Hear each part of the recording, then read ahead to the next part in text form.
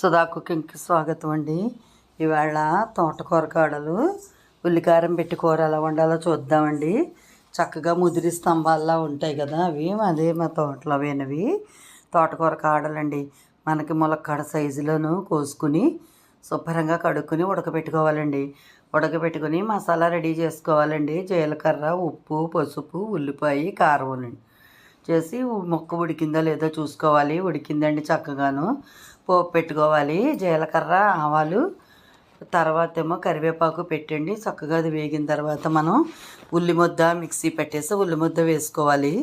వేసుకున్న తర్వాత మనకి నూనె వదలాలండి. మూకుడు నూనె వదలాలి. ఇది చక్కగా పచ్చి లేకుండా వేగాలండి.